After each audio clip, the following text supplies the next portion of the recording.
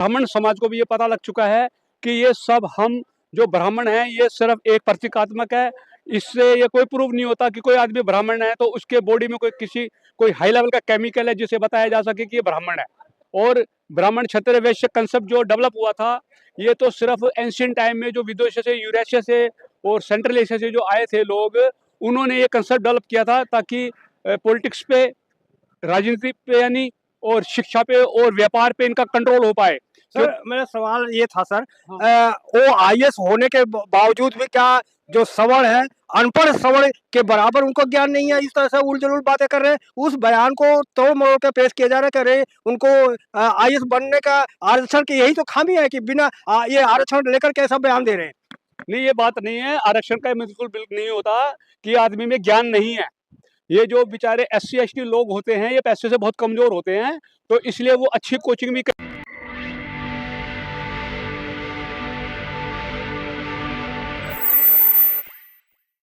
मैं मेवालाल और आप देख रहे हैं जनता संगठन। साथियों, मैं आज कॉन्स्टिट्यूशन क्लब में आया हूँ, तो यहाँ पर कुछ लोग जो है जो चुनाव के मुद्दे पर जो ईवीएम का चोरी हो रहा है, इस मुद्दे पर सवाल उछल रहा है।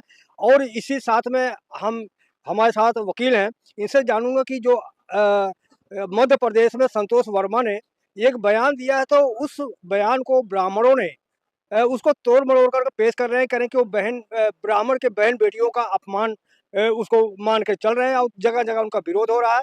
और इनसे समझूंगा कि आखिर जो शिक्षा व्यवस्था है, आज की व्यवस्था ठीक है या पहले गुरुकुल का व्यवस्था सही था? इनसे समझूंगा कि आखिर ये क्या समझते हैं। वकील साहब, जय भीम। जय भीम। बहुजन सम्यक को मेरा बहुत बहुत धन्यवाद कि आपने मुझे अपने विचार व्यक्त करने का मौका दिया। मैं दिल्ली हाई कोर्ट में राधेश्याम कंसोटी एडवोकेट हूँ।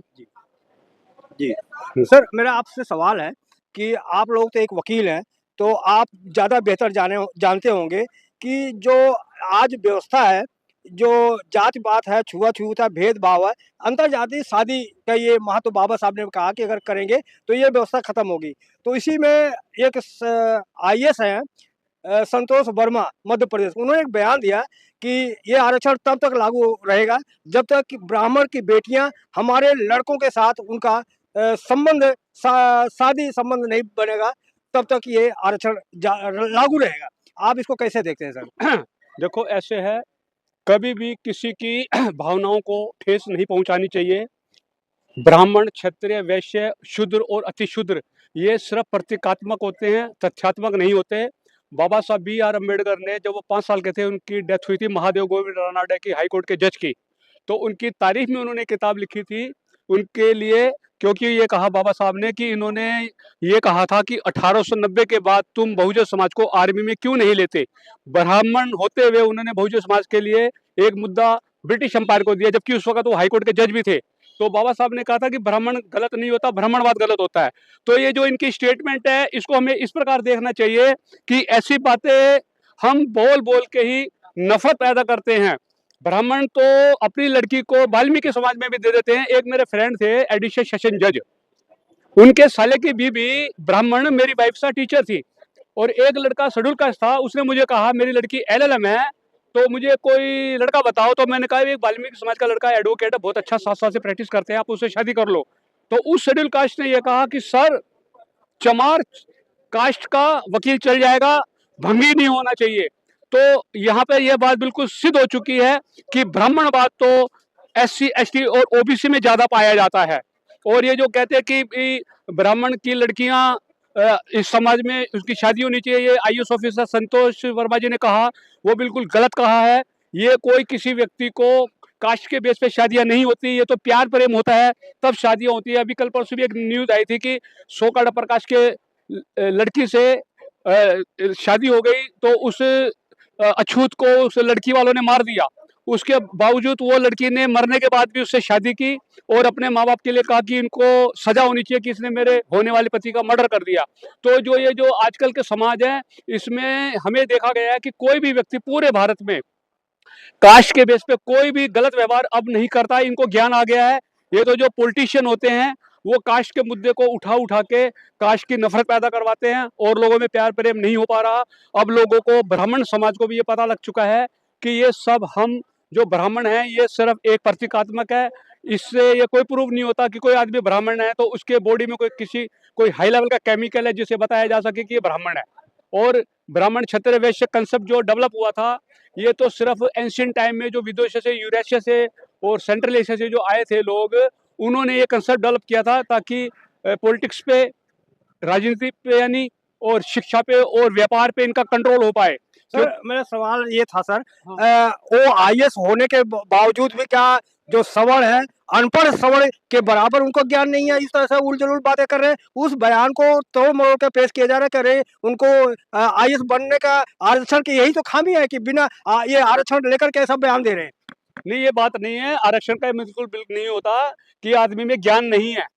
ये जो बेचारे एससी एसटी लोग होते हैं, ये पैसे से बहुत कमजोर होते हैं, तो इसलिए वो अच्छी कोचिंग भी कई बार नहीं ले पाते, फिर भी कई बार कोशिश कर करके टीना डाबी और कनिष्क कटारिया ने आईएएस को टॉप करके ये सिद्ध कर दिया था कि अगर हमें फैसिलिटी दी जाए तो हम बिना आरक्षण के भी इंडिया के आईएएस एग्जाम को टॉप कर सकते हैं, जो कि वर्ल्ड का सबसे मुश्किल कॉम्पिटिटिव एग्जामिनेशन माना जाता है। सर इस संबंध का मतलब क्या होता है? उन्होंने कहा कि ये संबंध अगर जैसे एक शारीरिक संबंध होता है, कि सामाजिक संबंध होता है, एक व्यवहारिक संबंध होता है, ये संबंध को करें कि एक लड़की लड़का जो संबंध बनता है उससे जोड़ के ये उनका पुतला फूका जा रहा है। सर वो गलत कर रहे हैं वैसे, उनको भी समझना चाहिए कि कोई व्यक्ति अगर अपनी चीप पॉपुलैरिटी के चक्कर में कोई गलत स्टेटमेंट दे दे। संबंध का थोड़ा अर्थ समझा दें हमारे दर्शकों को। देखो, जो ब्राह्मण लड़की होगी, अगर कोई सो कॉल्ड लोअर कास्ट का लड़का अच्छा होगा, पढ़ा लिखा होगा या अच्छी नौकरी कर रहा होगा तो उससे शादी कर लेती है। तो वो हम देखते हैं कि कोई भी व्यक्ति इस बेस के ऊपर भारत के अंदर ज्यादा छुआछूत नहीं होती, क्योंकि लोगों में ज्ञान आ रहा है अब, क्योंकि इनको पता लग गया कि फॉरेन कंट्री में ऐसा सिस्टम नहीं है। भारत में ये बर्थ के बेस पे कुछ लोग अपने आप को ग्रेट मानते हैं, तो वो थ्योरी भी इसलिए टूट चुकी है कि अगर ब्राह्मणों में बहुत ही ज्यादा दिमाग होता तो भारत के संविधान के लिए बाबा B.R. अम्बेडकर को भारत के संविधान बनाने के लिए ड्राफ्टिंग कमेटी का चेयरमैन नहीं बनाते, जो कि वो एक अछूत कास्ट के थे, लेकिन उनमें काबिलियत थी, तभी तो उन्होंने भारत का कॉन्स्टिट्यूशन का ड्राफ्टिंग के लिए बाबा B.R. अम्बेडकर को ड्राफ्टिंग कमेटी का चेयरमैन बनाया था। संतोष वर्मा तो माफी भी मांग लिया, फिर भी उनका पुतला फूका जा रहा है। वो माफी इसलिए मांग लिया क्योंकि उनको महसूस हो गया है कि हमें कास्ट के बेस पे ऐसी बातों को नहीं उछालना चाहिए, क्योंकि जो मूर्ख किस्म के लोग होते हैं वो उसका बेनिफिट उठा के फिर अछूत लोगों के ऊपर अत्याचार करते हैं। तो सर मैं आपसे जानना चाहता हूँ कि ये जो बाबा साहब ने कहा कि ये जो जातिवाद है खत्म करने की तो रास्ता है ना, जब अंतरजातीय शादी होगी। नहीं, बाबा साहब ने इससे भी बढ़िया चीज ये कही थी कि अंतरजातीय विवाह से भी इतना फर्क नहीं पड़ेगा, जब तक कि जो हमारे धर्म ग्रंथ है जिनमें कास्ट के बेस पे कई चीजें लिखी हुई है, तब जब तक तुम इन धर्म ग्रंथों को मानना बंद नहीं करोगे तब तक ये सिस्टम नहीं चेंज होगा। क्योंकि इसके लिए उन्होंने मनुष्य मृत्यु को भी जलाया था, ये बताने के लिए कि ये असमानता को जन्म देती है। ये पुतला फूकने का क्यों ऐसा मुद्दा बना रहे हैं, जबकि बहुत से शादियां होती हैं, ब्राह्मण का लड़की और शेड्यूल कास्ट का लड़का के बहुत सारे शादियां, लेकिन इस शादी को, इस बात को मुद्दा क्यों बनाया जा रहा है? ये मुद्दा नहीं बनाया जा रहा, मेन मुद्दा है हमारे समाज में कि जो बहुजन समाज के लोग होते हैं वो मेजोरिटी के अंदर कंफर्ट जोन में जीने की कोशिश करते हैं, नौकरियां करते हैं और वो बिजनेस लाइन में नहीं आते, मेहनत नहीं करते। इसलिए ऐसे जब मुद्दे छेड़े जाते हैं तो उसी में बिजी हो जाते हैं। इनको क्या करना चाहिए, अपना डेवलपमेंट के लिए इनको पढ़ाई के अलावा हर तरह की फील्ड में आना चाहिए, ताकि ये प्रूव कर पाए कि 80% से भी अबव 100 करोड़ प्रकाश का हर तरह के संसाधनों में कंट्रोल है। और भारत का आदमी इंग्लैंड में भी प्राइम मिनिस्टर वो बना था जिसकी 45 लाख रुपए फीस एक साल की भरी उसके पापा डॉक्टर सुनक ने, यानी वो उस कंट्री का प्राइम मिनिस्टर बना जिस देश में 200 साल गुलाम बनाया। तो हमारे लोगों को ऐसे लोगों पे रिसर्च करनी चाहिए कि वो प्राइम मिनिस्टर कैसे बना। वो धन के आधार पे बना था, पढ़ाई के आधार पे नहीं बना था। तो जब आदमी धन एकत्रित करता है तो वो 5,000 करोड़ की शादी भी करता, धीरू भाई मानी का लड़का अपने लड़के की, जिसमें टोनी ब्लेयर इंग्लैंड का प्राइम मिनिस्टर भी आया था।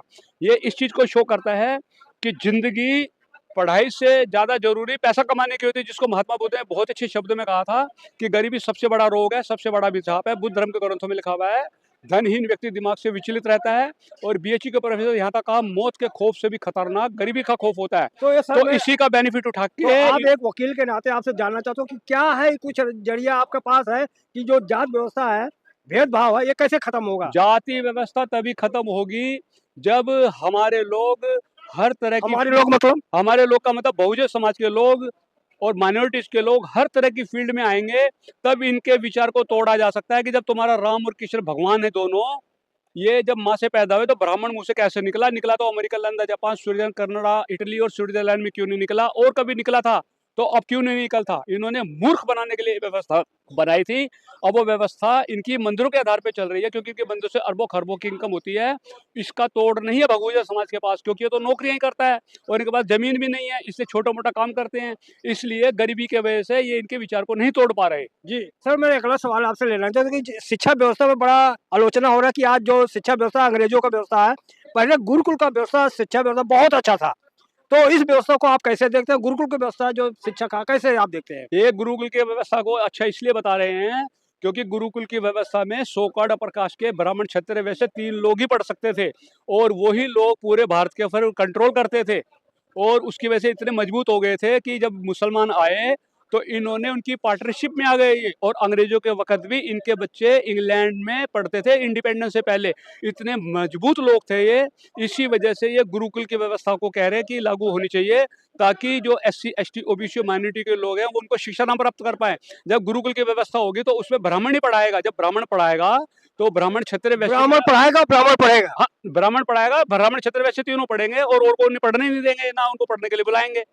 तो ये व्यवस्था मनुस्मृति को दोबारा लागू करने का इनका विचार है। इसीलिए कह रहे हैं गुरुकुल व्यवस्था लागू होनी चाहिए। और जब तक ये हमारे लोग मजबूत नहीं होंगे पैसे में, इनकी विचारधारा को नहीं तोड़ सकते। सर, जो आज व्यवस्था जो अंग्रेजों का दिया हुआ है शिक्षा व्यवस्था कर रहे हैं, इसको क्यों कमियां निकाल रहे हैं बार बार? क्योंकि ये इसमें SC, ST बहुजन के लोग पढ़ रहे हैं इसलिए? वो ये कमियां नहीं निकाल रहे, ये हम लोगों को कंफ्यूज कर रहे हैं। इनके बच्चे इंग्लैंड के अंदर स्कूल में पढ़ते हैं अभी भी। एक व्यक्ति जो इस वक्त भारत का गवर्नर है, संजय मल्होत्रा, उन्होंने बीटेक करके एमटेक की प्रिंसटन यूनिवर्सिटी अमेरिका से, फिर 1990 में IAS को उन्होंने टॉप किया। आज वो रिजर्व बैंक ऑफ इंडिया के गवर्नर है। तो जो व्यक्ति इतनी टॉप लेवल की एजुकेशन लेता है अमेरिका, लंदन में जाके, तो वो मैकाले की पढ़ाई के बेस पे तो ले रहे हैं इंग्लिश की पढ़ाई का ज्ञान। उसको ये इसलिए बोल रहे हैं कि वो गलत था, ताकि हमारे लोग कंफ्यूज हो जाएं और इंग्लिश ना सीखें। और मेरे ये विचार है, जिस दिन बहुजन समाज के लोग पहली क्लास से आगे तक लिखना बोलना सब स्टार्ट कर देंगे इंग्लिश में बोलना, उस वक्त इनको सत्ता में आने से कोई नहीं रोक